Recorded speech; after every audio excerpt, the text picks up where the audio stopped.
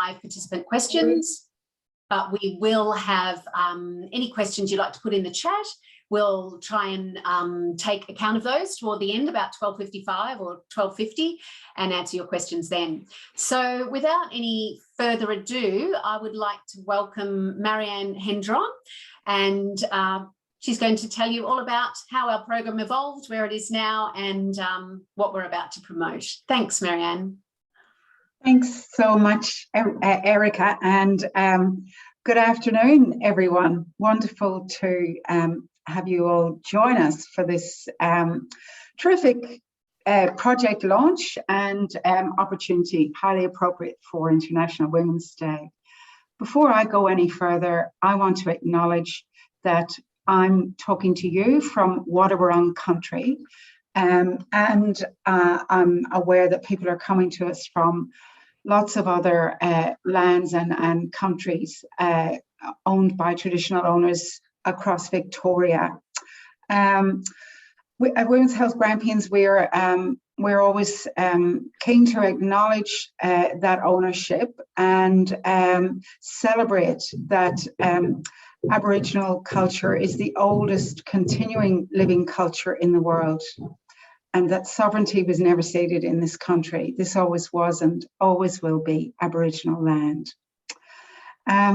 So today's panel is called Shaping the Workforce for Women in Trades, and it recognises the significant impact and potential, very importantly, of women in industry. And we're here in particular to launch the project we call Act on Site, which is an organisational-wide cultural change programme to promote equal opportunity and gender equality in traditionally male-dominated industries across the Grampians region.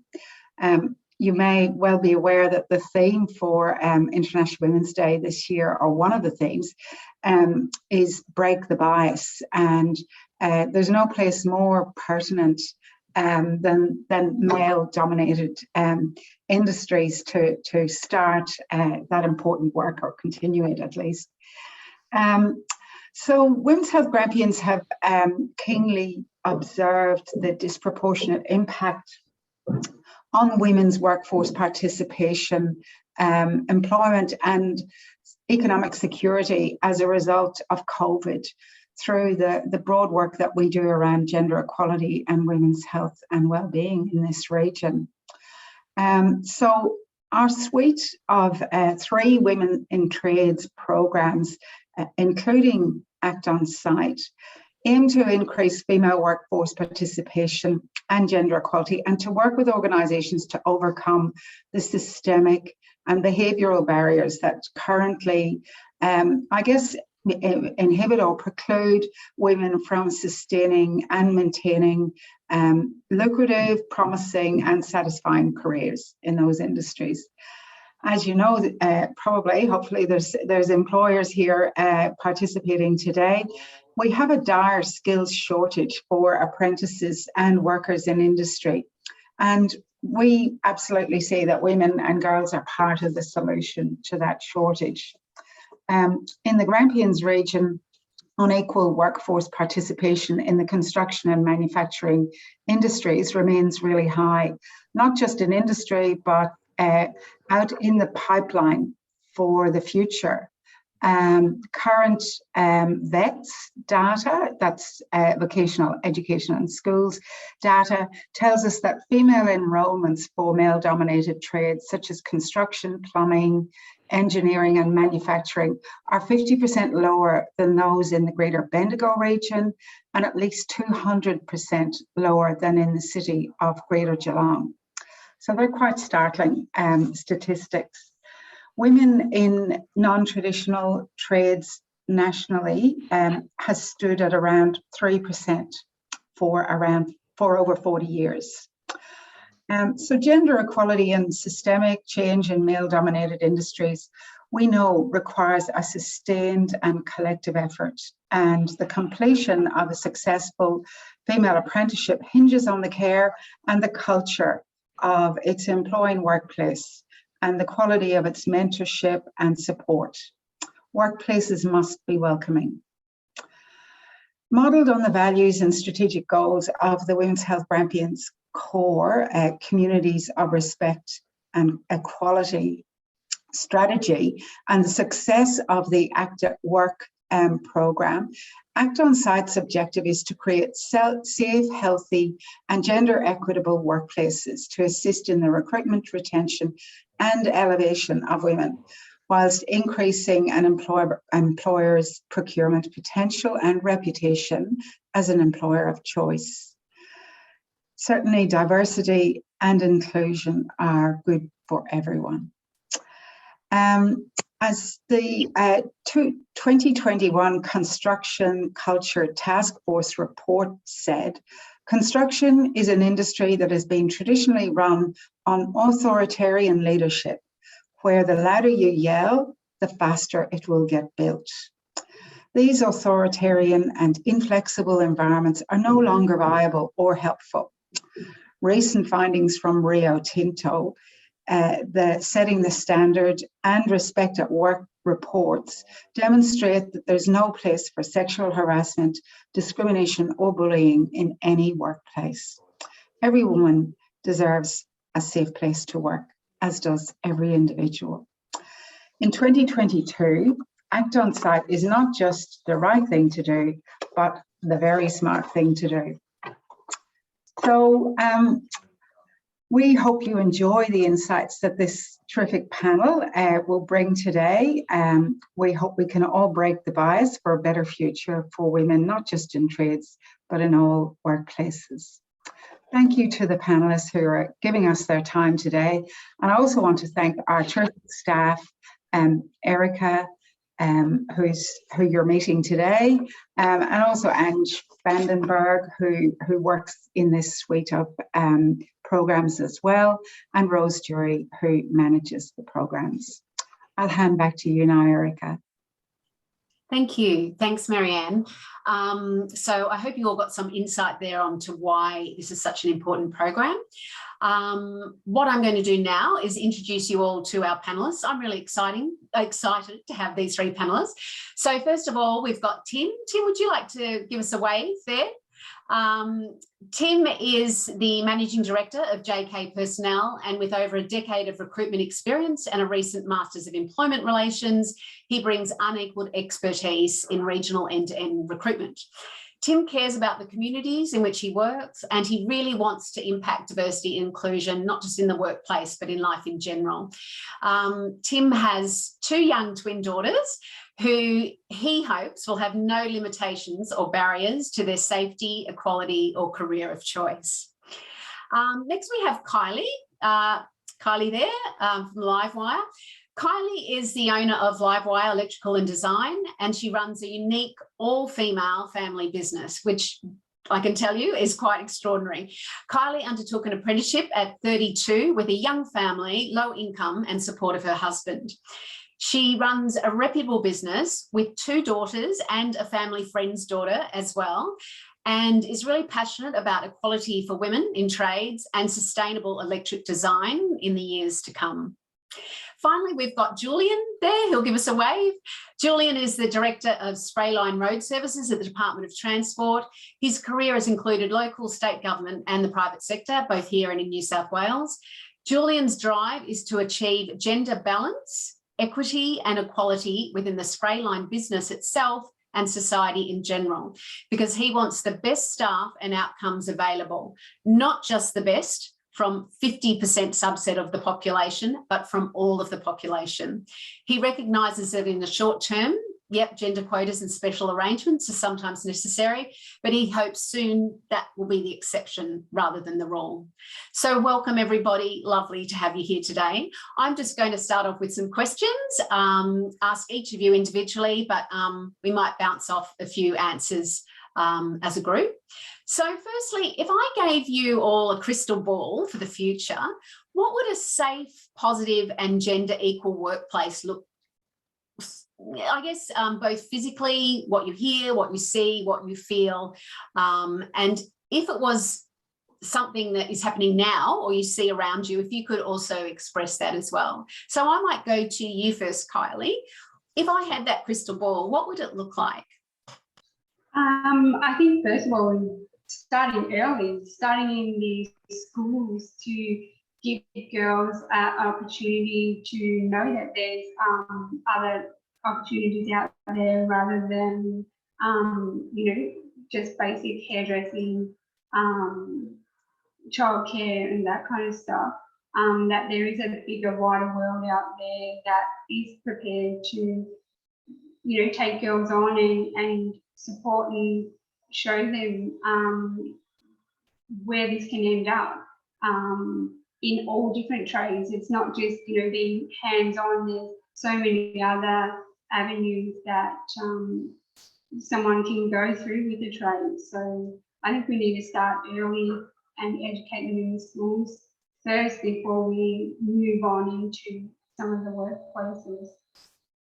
Thank you. And that's echoed a lot in one of our other programs as well, to see what you can be. But also often we hear we have to engender these ideas really early, way even before the workplace. Thank you. Tim, what would your crystal ball vision look like?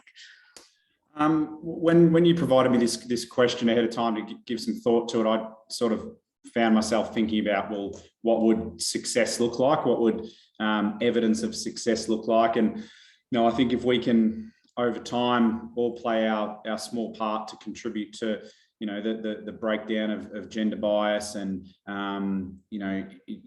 give businesses the tools they require to create, psychologically safe workplaces for all of their employees, but particularly for those, from a minority, gender.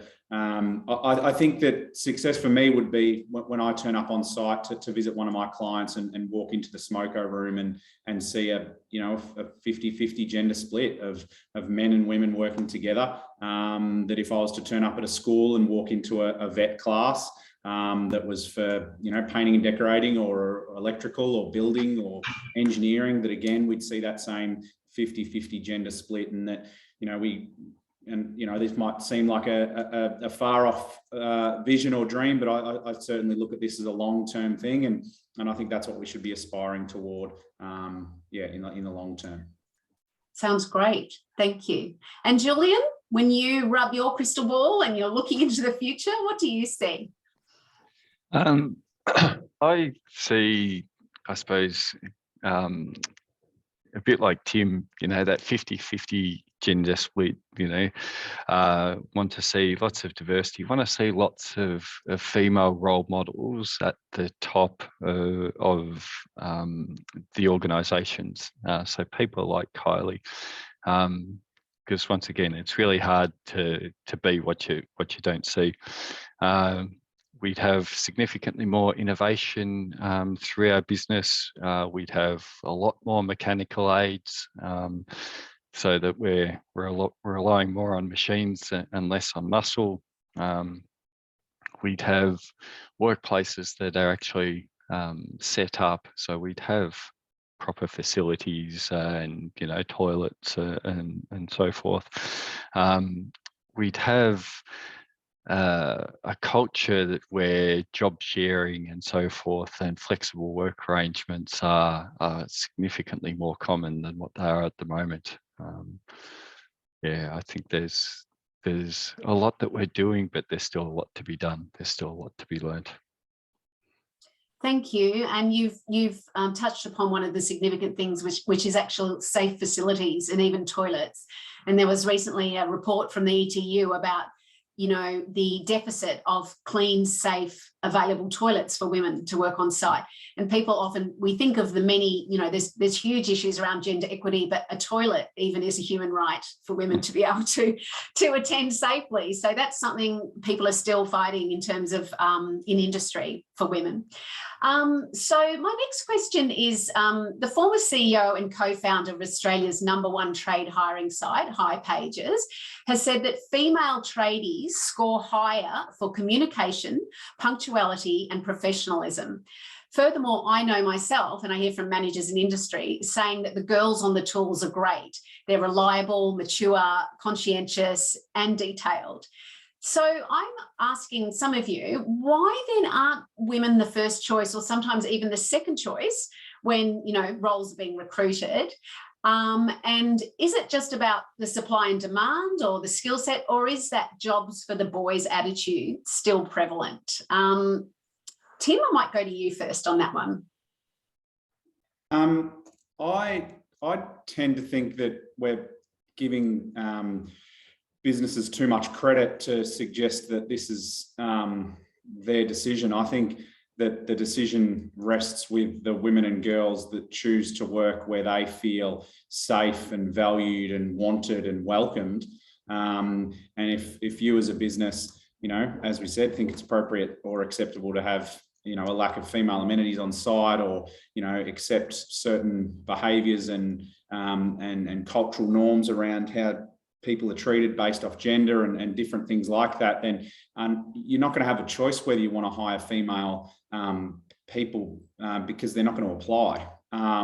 If you as a business want a diverse workforce, well, then you need to create a workplace where, you know, females feel welcomed and appreciated and feel like that it'd be a safe place for them to work.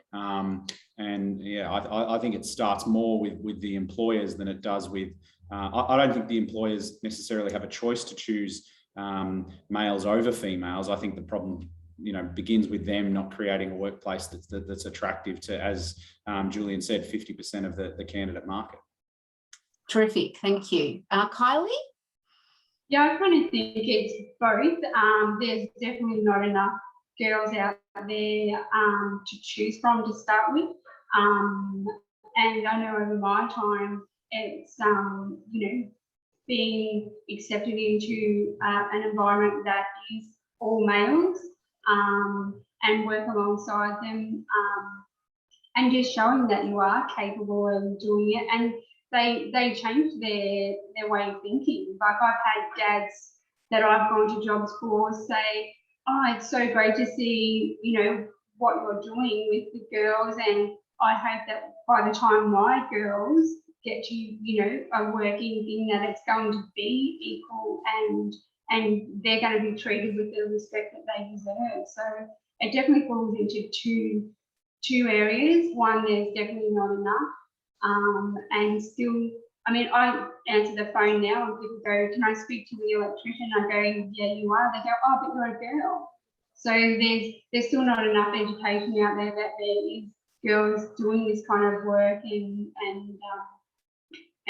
out there trying to get more of us out there. Thank you. Julian? I suppose when I first heard this question, you know, field of dreams almost come to mind. You know, as employers, we need to build it so, you know, people will come. We started on this journey in Spray Line Road Services, you know, sort of 10 years ago, trying to really uplift, and we've failed so many times. You know, we've thought we've had all the boxes ticked and we've brought females into our workforce, only to find that, you know, yeah, we haven't set people up for success. But after each failed attempt, we've learned something, we've grown from that. And, you know, after having sort of a gender diversity of sort of 4 or 5 or 6% for sort of 7 or 8 years, and those females being mainly in white collar sort of office-based roles, it's only been in the last 2 or 3 years that we've really made some headway and been able to maintain that momentum. And it's because we failed so many times first. We learnt so much. We've you know, got the facilities in place. We've got the culture to the point where it's actually sustainable. We've got, you know, mentors and peers and so forth in place. And so, you know, our gender diversity is now up to about 20% or a bit over 20%. But yeah, I think, you know, you've got to start, you've got to fail forward. You know, we've got to actively go out and find people and encourage them in and support them as much as we can, because once again, we need people, we need females there to prove that it's a safe place for females. You know, we need females to be the advocates that tell their friends to come and work in this industry. That's where we're going to get the greatest improvement, I think. Thank you. They were wonderful answers. And I just want to pick up on that point you made of failing forward, that we're not perfect. And part of Act On Site is about nurturing and encouraging people to make change, that we don't have all the solutions at the start. Solutions are found through effort. And again, like you've all said, is making the workplace safe in the first instance and providing those role models. Now, Kylie, I'm going to get on to you. You are our tradie here. And I want to ask you, like you started your apprenticeship at 32 with young kids on a low income, and that's quite a remarkable thing to do. But I've also talked to quite a few tradesmen who start later, you know, as a more mature person. What were some of your drivers to succeed, and what were some of the challenges, both in the workplace or at home? But you still, despite those, you still pushed forward to meet your dream of being an electrician. Yeah, I guess I've always been a very driven person. Like, the more someone says, no, you're not doing it, or no, you can't do it, being the person that says, well, you watch me and I will do it. Having a young family was challenging. The wages were definitely challenging. But, you know, I had the support from my husband, who has supported me from day one. And that's been a massive help. But knowing that every day I'm going out to work, you know, with a bunch of males, and you're in that environment, if you don't have that support at home to allow you to do that, there can be lots of dramas and lots of trouble, and it can cause conflict in your everyday life. And if someone's going to support you and allow you to do that, and respect you for who you are to be able to do that, I think that's a massive help as well. And yeah, just some of the other things have been good, is that getting phone calls back from past employers to say, hey, we're really, you know, are proud of you for what you've done. You're doing a great job. And then recommending you to some of their high-profile customers to go on and do work if people finally have done something right, and just push forward, really. And I try and inspire my girls to say that, yes, you're going to have challenges every day, but you get up, you have a go, and you might succeed at this, but you might fail at this. As long as you try and have a go and do the best of what you can. We're all learning. So, yeah, and I just sort of keep that attitude with everything I sort of apply now. So, yeah. Is there also just on your worst day, as everyone must have on a day out there on the tools, when you felt like, you know, things were really difficult, what did you do to encourage yourself, or to say, I can do this, apart from your resilience and that desire? Just, you know, tomorrow's a new day. Today hasn't gone how I wanted. And, you know, start fresh again tomorrow. I think sometimes you can get caught up in, you know, if you let everything bad get to you, you know, you won't get up tomorrow and do it again. So you've got to, probably the hardest bit for me during some of, especially my apprenticeship times, I was always the first one put off, because it was always easier. You know, regardless if I did the overtime, I did all the extras, you would put off, and they'd say things like, oh, it's not your work ethic, or it's not, you know, how you carry yourself, the work that you do, it's just easier because, you know, there's too much paperwork involved in putting off the ones that, so those kind of things are just happening, but you've still got to have some kind of resilience to push past that and, you know, keep going. So, yeah, that's probably one of the worst days that happened to me. You know, and you had people that kept their jobs that were failing at school, not turning up, not putting in, not doing overtime, and they kept their jobs.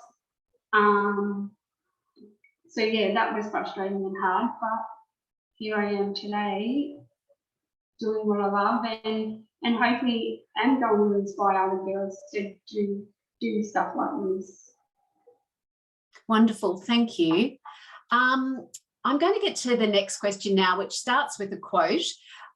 This is from Alison Miriams, who's the CEO of Roberts Pizzarotti, and they're a very successful company in Australia in terms of pushing through with their gender equality measures. So COVID-19 forced the construction industry into the largest and fastest experiment on flexible working, and it has been a resounding success. Businesses kept operating, construction sites kept building, and for many men, they experienced for the first time a glimpse of being able to have a career and spend time, quality time with the family as well. So the equality equation is not just about women, but about men too. So we find even though trades industries typically value physical safety on site, often those things like psychological safety, well-being and work-life balance is less far so. In this little slide I've just asked Lena to put up, you can see, for example, here with Mirvac, in 2016, Mirvac launched a new program to encourage employees and managers to embrace flexibility. We know flexibility is one of the biggest factors in allowing women to work on site. So part of this involved asking employees to think of one simple thing they wanted to change, such as starting later to drop children off at school, or even finishing earlier 1 day per week. So the results of Mirvac's, allowance for each employee to just change one small thing showed that employee engagement increased to 90% by 2018, with recruits citing this new approach as one of the top 4 reasons why people wanted to join Mirvac. Thank you, Lena. We can remove that slide now. So it's really clear that if an organisation does the right thing and moves forward with equitable policy, people want to work for you. People are attracted to your workplace. So I wanted to ask, what other flexible options or wellbeing measures do you think can be instigated to bolster safe, healthy and equitable workplace culture? A little bit in relation to what we've just seen with Mirvac. Tim? I suppose the first thing I would say is that the need to build flexible and psychologically safe work environments isn't uniquely a problem within trades, and many businesses are grappling with this same challenge across all industries. Interventions within the building industry, both in respect to gender equality and more broadly, fail because they don't address behaviour and culture, and many of the problems women face are industry-wide, not gendered problems, say poor leadership, low job security, that are then compounded by gender-specific issues such as sexual abuse, discrimination, and something that's really common in construction industry is spotlighting. So where performance is further scrutinised because based off gender. When I look at the stuff you're talking about there around flexibility and tying that into sort of the psychological safety, I think that it's important that there's a holistic approach to trying to implement change in that regard. And I think that, in all honesty, that's where things like the Act on Site program add significant value, or potential to add significant value, where a business can take a much more strategic approach to making progress in this space. It's common, or more common, for businesses to look at the short, the quick win, offering late start times, and that'll attract an abundance of female people to come and work for us because we're giving them the opportunity to drop the kids off at school. I think that might be one element, but I think taking a more layered approach and a more strategic approach, and utilising supportive programs like Act on Site, would see an organisation implement a raft of minor changes that combined would have a much more significant impact. Fantastic response, thank you. Kylie, I'm just asking you, because I know you have a pregnant staff member, or that's coming up for you. This is a big issue with a lot of workplaces, in terms of how do we work around parental leave, and how do we work around, even I know pregnancy is sometimes an issue when I've heard historically that people haven't wanted to employ female tradies because they'll get pregnant. Could you give us some more, enlighten us in that regard? Absolutely. Yes, one of my girls is pregnant. She's about halfway, and she's been very unwell. So, you have to accommodate that. It's not her fault that she's so unwell and she feels bad but wants to work but can't. So we're sort of giving her 2 days a break and then 2 days to try and help her with that kind of stuff. And we've done that very early because she's been so unwell. And you just have to adapt. I think everybody's going to be in a different situation. I know I myself, I worked right up to like a week before I had one, a day before I had my second one, and then I actually went into early labour with my third one and got rushed to Melbourne. So that was just my journey on that part. But then also I've had, when I was going through my apprenticeship and was put off from one employer and now looking for another one, I did have one gentleman say to me, "Nah, can't employ a girl, too hard, I can't do the toilets, I can't do this because you'll get pregnant." And like I even said to him, I've actually put plans in place where I've finished with my family and I'm not going to have any more, and I'm prepared to work whatever, and I don't care about the toilets. Previous jobs I've actually shared toilets with the guys, and we had a system where you leave your tool bag out and they know you're there, so they respected that, and vice versa. So it really comes, you can make it good or you can make it bad, and it's being open and honest and dealing with each sort of individual as they come along, I think is the only way to work. I might get this one wrong and I might get it right, but until it happens, we don't really know. But we've still got to follow some guidelines and things as well with her safety and being on site as well. Thank you. That's a very classic example that we need to open. We need to open that box, and people need to talk freely about those things. Julian? Yeah, I absolutely agree with Tim's comments around culture and so forth. We need to improve that culture right from the start. But I think for a lot of the time, it's men that need, and male leaders that need to role model those behaviours first of all. So things like getting or encouraging the men in the workplace to do some of the kid drop-offs at school. It shouldn't be seen as a female task. It shouldn't be just up to the mothers to drop kids at school or to pick them up or to go to the parent-teacher interviews. So within the spray line and road services business, if people have a look at my calendar, quite often I've got dad duties written in there to highlight the fact that children and families are a joint responsibility. We're really lucky. Our enterprise agreement here at the Department of Transport allows, flexible work arrangements, purchased annual leave, so that fathers and parents can have extra leave during school holidays and the like. We're in a fairly unique situation. Our crews go out in teams out on the road network. They might be 100 k's away. So late starts and early finishes get a bit tricky. But we're now looking at whether people can work, a 4-day week.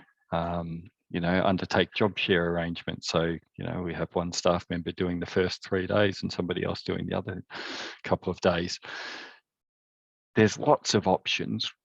We've just got to, explore them and see how they work and be flexible enough or curious enough to actually, or open-minded enough to see how they work. And all these, the flexible arrangements, the culture and so forth, this is all the stuff that we've had to learn along the journey. It's one of the main areas we've had to fail forward in. What hasn't worked in the past, how can we change that? Let's be flexible. Yeah, that's Terrific, thank you. And I think it's really important for people out there listening today to know that it is parental leave. It's not just about maternity leave, and it's not just about women being pregnant. A family is pregnant, a man is pregnant, a partner is pregnant, whatever the gender, it takes a village to raise a child. So I think that leads to my next question, actually, which was perfect there. This is another quote, but Dr. Nikki Vincent, who is our Gender Equality Commissioner in Victoria, recently visited the Wimmera region. And she stated, I think what was obvious from today's visit is that if you haven't got childcare, you are so restricted. That means a huge amount of years out of what is mostly women's careers is compromised, and it shouldn't be a women's problem. It should be a problem for all families and all genders. But because of the rigid gender stereotypes and expectations that I've heard about, particularly in regional areas, it means that it's mostly a problem for women in regional areas. Kylie, I just want to go to you on that. How did you manage this challenge? I know your husband has been quite instrumental in supporting you from day dot with your entire career. How do we change the idea in the community that jobs have a gender and sort of challenge that old breadwinner model that the man's at work while the woman stays home with the kids, or she has to manage maybe just the casual job while he does the breadwinning male role? Yeah, I guess I was kind of lucky because Brad was so supportive, and we had to work as a team because we quite often work shift work when the kids were little. So we use family daycare, and quite often it'd be I do day, he do nights, or I do nights and he do day. So we were just constantly evolving, you know, in one door out the other. But we had to work together to make that happen. And I guess our family daycare lady made that process a little bit easier as well, because she was flexible, rather than having this centre where you have to be there at a certain time, because sometimes you get stuck or have to work over and you couldn't get there by their pickup time. So yeah, we've just had to really adapt and work together to make those things manageable as a family. So again, that highlights to me this flexibility is key, flexible thinking and failing forward, and progress comes of trying many different ways and means. Tim and Julian, you're both parents. Tim, what's your take on how do we tackle this jobs with a gender and the breadwinner model and those sort of things? I think we're making progress. I think that it's having conversations like this and continuing to push this agenda. And there's no silver bullet, there's no quick solution, and there's no quick fix. I think it's a lot of people doing a lot of small things. I've got a 6-year-old son and twin girls that are about to go 5, and they don't think a football player is a boy's job because they see girls on TV playing football. So they see that as a job either one of them could do. My daughter wants to be a lollipop person because she drives past Julian's people on the side of the road, and it feels like more than 50% of them are female when they have the stop go in their hands, and for some reason she thinks that would be a wonderful job. So I think it is about, you know, making it visible at a young age, and then reinforcing that out of the home wherever we can. You know, we have control over what happens inside our own home, but, you know, it's a big wide world out there, and unfortunately there are impacts that are outside of our control that we need to be ready as parents to navigate, to reinforce the messages that we're trying to enforce around, you know, the gender bias, and trying to break that down. And, you know, I just think it's playing the long game, and sticking with it, and the little things we can do day to day, and the things we say and the things we see, they all have an impact. And it's just hoping that we can, you know, mount up enough of those and keep, you know, moving things in the right direction. Thank you so much. Julian? For me, I think the easy answer around, you know, gendered roles and so forth is just these images. You know, it needs to be visible. The more people we have in orange vests out on the network, the more people we have with ponytails climbing out of a big truck or out of an excavator. The more that's seen, the more it normalizes it. Yeah, the more common it is, and it, can't wait to the point where it gets to the stage where we don't even notice the gender difference within our workforce. But until that happens, yeah, as a parent, if we all raised our children, without those typical stereotypes, in the family, I've got to say that I'm probably as guilty of it as anybody. Not helping with the dishes enough, but pushing the lawnmower around. We've, as males, I think we really need to lean into this space. I've got a daughter. I hope I've raised her right. Back in the day, she used to want to drive a pink ute because that's, pink for the girls, but the ute, because why shouldn't she have the fun of driving a ute? So, yeah, I think we just need, it's incumbent on our generation to break down those stereotypes and make it visible that everything's equal. Thank you. And we're certainly seeing some young women in our Australian society right now pushing through, with a power and a force to change those stereotypes and improve those behaviours. So thank you.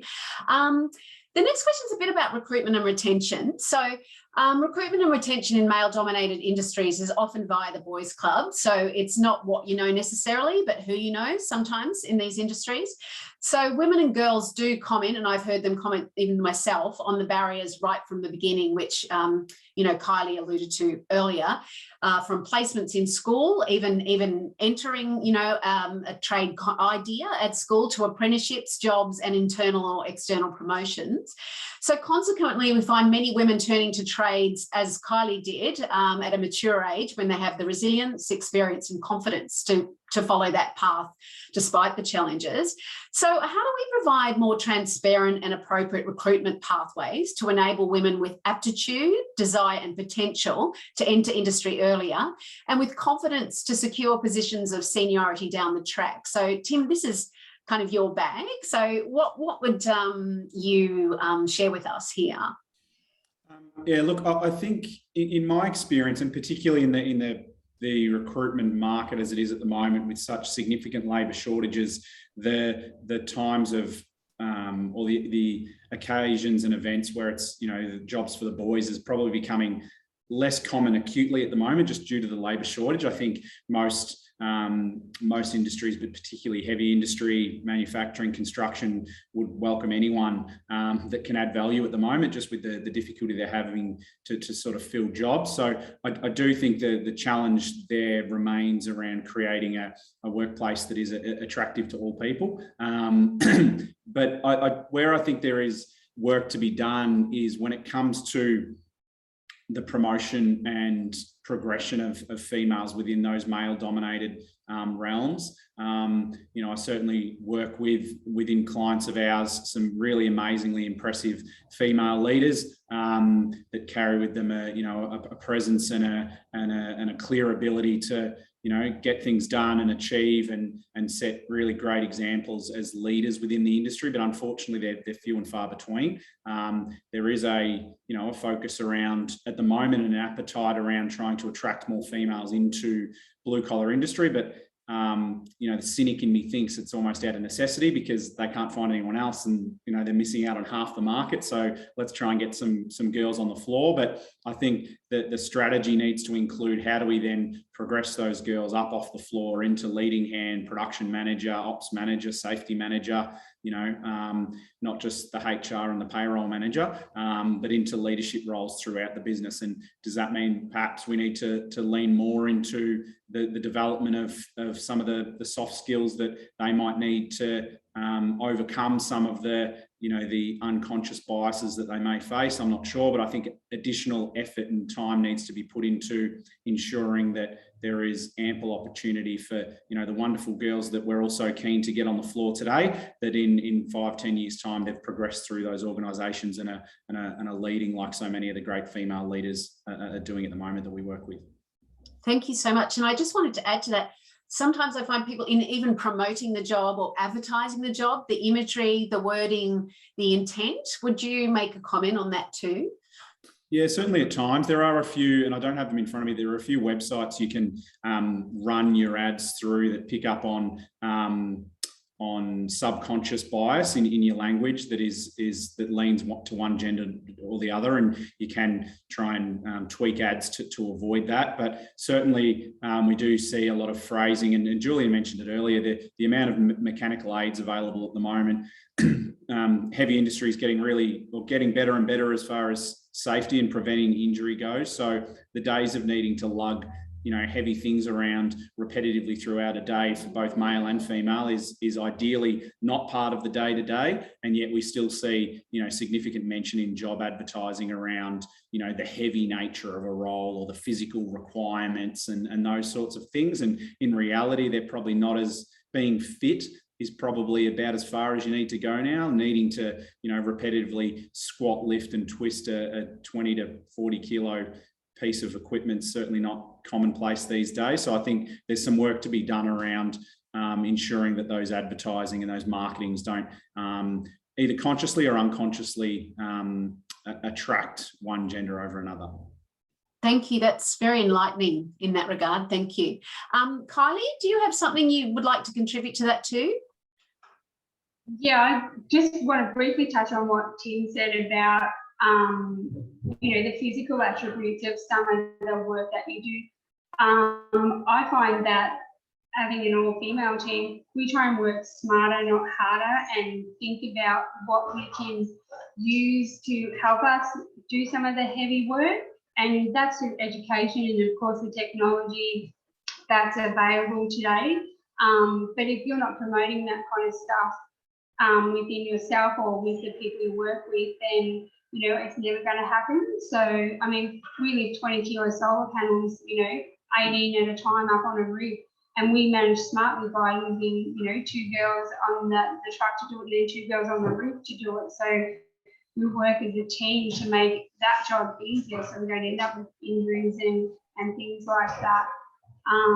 But the other thing I wanted to touch on was about still getting back to the early roots of getting into the schools, and not just, the trade schools or like the public schools, get into the private schools, get into the all-girls schools and educate them that there's opportunities for people to move into trades and then again move up the ranks, because, like I said before, you don't necessarily have to be on the tools.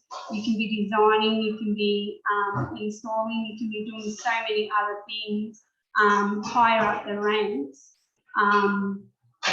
That the girls just aren't involved in at the moment because they don't know that those things exist. And did you find, because you have your own business and you promote that on a website, you promote it in all sorts of ways.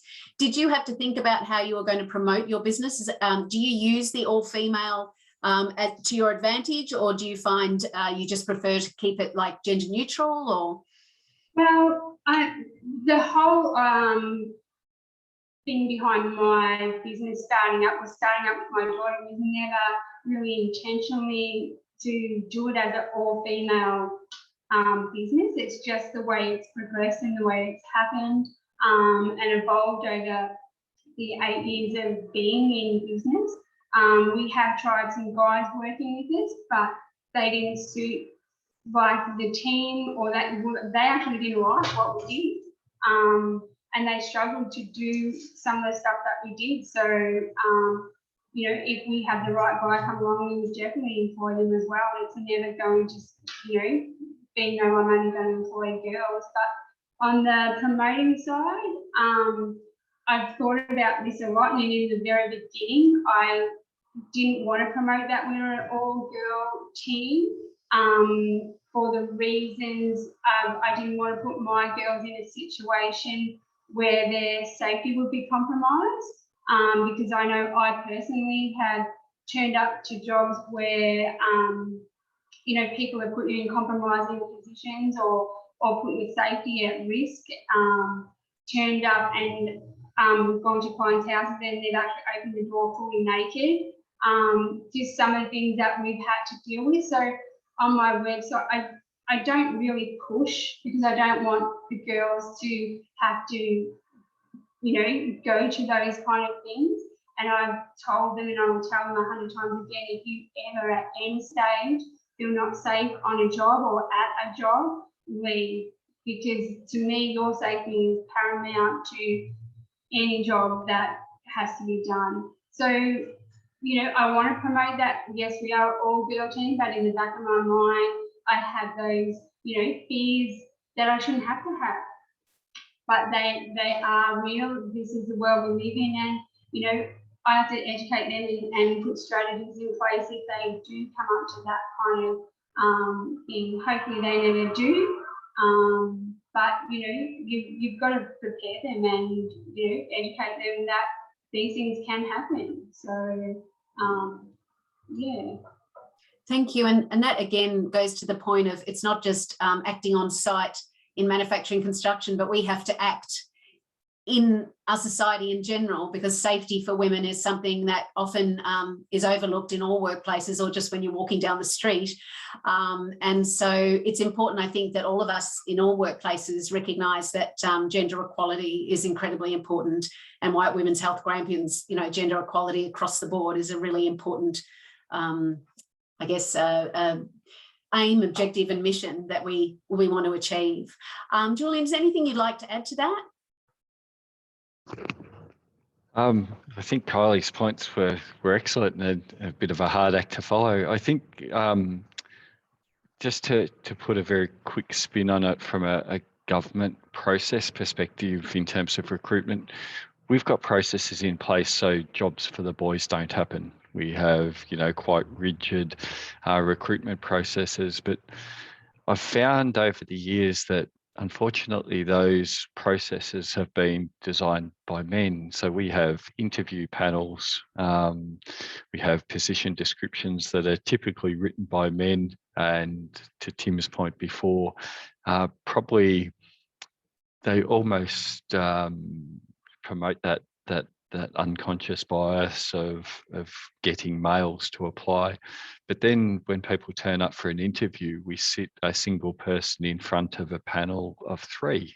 So it's quite a confrontational situation that people are put in through the recruitment process, which we know doesn't allow our potential female employees to be at their best. You know, we do the same thing for promotion, internal promotions and so forth. So I think we need to work out a better balance that allows, you know, a robust process to occur, but also allows women to shine and to bring them their best selves to the interview.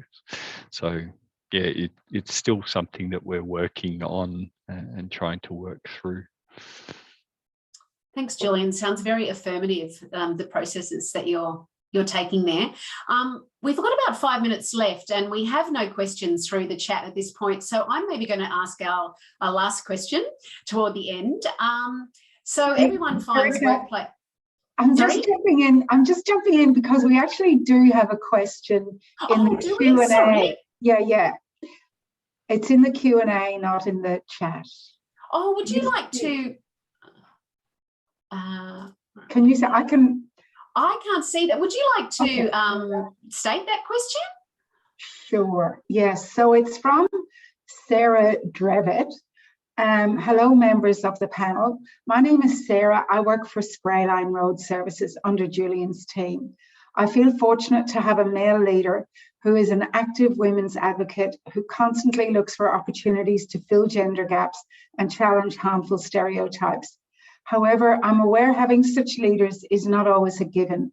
In my previous job, I learned there are not only challenges associated with being a woman, there are also variations of gender equality barriers, for example, being a woman of colour. My question is, can you please share how labels, which can historically hold minorities back, can be owned and proudly be used to encourage women to go for roles, especially in male-dominated industries? Great question, Sarah. What a question. I was going to say that too. Who would like to, I'm going to throw that open to the panel. Who'd like to jump in? Given that it came from one of my team, probably Sarah knows my answers, but yeah, one of the things that we've really encouraged in Spray Line Road Service is diversity in all shapes and forms. So diversity of education, diversity of gender, diversity of background, diversity of experience, diversity of age, because I know and I've experienced that with diversity comes better decision making, more tolerant teams and so forth. So I suppose as leaders, within business, if we recognise the benefits to our organisations of having, diverse workforces, it's therefore incumbent on us to get the best out of our business by having that and celebrating that diversity. But once again, Sarah's heard me say this a few times, so yeah, interested in other thoughts as well. Tim or Kylie? Yeah, I'd just like to add that even with the girls I have, and not just because two of them are my daughters, but each of the girls offers totally different qualities that bring uniqueness to our business. I have like the youngest one who's all about control and organising, and one of the other ones is just the worker. She just concentrates, gets all the work done from A to B. And the other young lady is the people's person. So like if we go to a job, most times I think she's the boss because she does all the talking with the customers and has that role. So the more diverse people you have in your team, the better your business can be, regardless of your background, because everybody, if you allow them, has the potential to offer something unique to your business, and you really need to sit back and take all that on and listen to what they have to say, because they have different ideas and different approaches and can offer different solutions to things that you might not even realise or understand. So I think the more diverse you can be in your team, the more chances your business can shine. Thank you. Tim, we've got about a minute.